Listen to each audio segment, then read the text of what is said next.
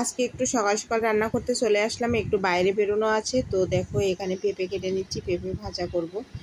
তো পেঁপেটা কিন্তু সবাই খুব পছন্দ করে। আর এই যে পেঁপেটা আমার কাটা হয়ে গেছে, এখন আমি গ্রেট করে নিব। আর এই পেঁপেটা কিন্তু আমি যদি হাতে কুচাতে চাই তা আমার হাতও পেঁপের সাথে কুচে যাবে। তো এই জন্য আমি সহজ উপায়ে এই যে গ্রেট করে নিচ্ছি। আর আমি কিন্তু যে কোনো ভাজা টাজা যদি গ্রেট করা যায় তো সেগুলো আমি গ্রেট করেই নিই। তো এতে আমার সময়ও বাঁচে, এদিকে কষ্টও কম হয়। তো এই যে দেখো কত সুন্দরভাবে তাড়াতাড়ি হয়ে গেল। আর আমি কিন্তু কচুটা কষিয়ে দিয়ে তারপরে এই যে একটু পেঁপে কাটতে এসেছিলাম। আর আমার এদিকে কচুটাও সিদ্ধ হয়ে গেছে। আর যেহেতু তাড়াহুড়া এর জন্য সিদ্ধ করে নিলাম। আমি কিন্তু কাঁচাই ছিলে রান্না করি বেশিরভাগ, ওটাই আমার কাছে বেশি ভালো লাগে। তো আজকে কি আর করা যাবে, সময়ও বাঁচাতে হবে, এদিকে তাড়াহুড়া করতে হবে। তো এই যে কচুটা বসিয়ে দিয়ে আমি পেঁপে কাটতে এসেছিলাম। আর এদিকে কচুটা সিদ্ধ হয়ে গেছে, আমি এখন পেঁপেটা বসিয়ে দেবো। আর এদিকে কচু বেছে নেবো, কচু রেডি করে নেব। তো এদিকে যে আমার কচুমুখিগুলো বাছা হয়ে গেছে। তো আমি মাছগুলো লবণ হলুদ মাখিয়ে নেব, কচুমুখি মাছ দিয়ে রান্না করব। আর এই ট্যাংরা মাছগুলো দেখো ডিম ভর্তি পেটে, আর এই মজা লাগে খুব এই ট্যাংরা মাছগুলো খেতে। তো এই বর্ষার সিজনে কিন্তু এই ডিম ভর্তি ট্যাংরা মাছ পাওয়া যায়। এদিকে শুকনো লঙ্কা জিরে ফোড়ানি দিয়ে আমি পেঁপেটা বসিয়ে দিলাম, বসিয়ে দিয়ে অন্য কাজ করে নেব। আর এদিকে দেখো আমার পেঁপে কিন্তু ভাজা হয়ে গেছে।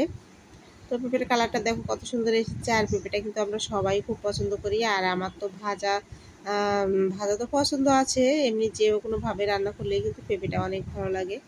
তো এই যে আমার পেঁপেটা ভাজা কমপ্লিট। আর এই কড়াইয়ে আমি আবার তেল দিয়ে দেবো, দিয়ে মাছগুলো ভেজে নেব।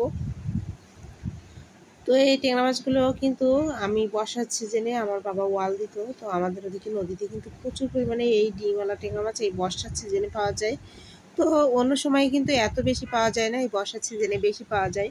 তো এগুলো আমার শ্বশুরমশাই বাড়ি থেকে নিয়ে এসেছিলো। তো মাছের সাথে আমি একটু তেল দিয়ে দিলাম, মাছের তেল। তো দিয়ে আমি মাছগুলো ভাজা করে নিচ্ছি। আর কৃতিছে নেওয়ার জন্য কিন্তু কয়েকটা তেলাপিয়া মাছও দিয়েছিলাম, 2-3টা। তো এই যে ট্যাংরা মাছগুলো ভাজা হয়ে গেছে, তেলাপিয়া মাছগুলো দিয়ে এবার ভেজে নেব। তো মাছের তেল ছিল একটু, তা দিয়ে দিলাম। আর এই যে দেখো মাছগুলো ভাজা কত সুন্দর কালার এসেছে। শুকনো লঙ্কা ফোড়ানি দিয়ে দিলাম, দিয়ে দিলাম জিরা, দিয়ে দিলাম পেঁয়াজ কুচি, দিয়ে একটু নাড়াচাড়া করে একটু ভেজে নেব। তো দিয়ে দেবো এবার একটু মশলা, জিরে, শুকনো লঙ্কা, আদা বাটা। তো দিয়ে দিলাম রসুন, আর এই যে লবণ হলুদ দিয়ে দেব, দিয়ে ভালোভাবে একটু কষিয়ে নেব। কষানো হয়ে গেছে, কচুমুখিগুলো দিয়ে দিলাম। আর কচুমুখিগুলো দিয়ে একটু ভাজা ভাজা করে নেব। লবণ হলুদ দিয়ে দিলাম, দিয়ে এই যে ভাজা কমপ্লিট। এবার কাঁচা লঙ্কা দিয়ে দিলাম, দিয়ে দিলাম গরম জল। তো গরম জলটা দিয়ে একটু নাড়াচাড়া করে ঢেকে দিলাম। আর ঝোল ফুটে উঠেছে, ট্যাংরা মাছগুলো দিয়েও আর একটু ঢেকে দিয়েছিলাম। তো এই যে আমার রান্না প্রায় শেষের পথে। আর এই যে ভাত বসিয়ে দিয়েছি সব শেষে। তো আজকে রান্না বান্না তো এখানেই শেষ। তো তোমাদের কেমন লাগলো ভিডিওটি অবশ্যই কমেন্ট করে জানিও। ধন্যবাদ সবাইকে, আর ভালো থেকো, ভালো রেখো সবাইকে।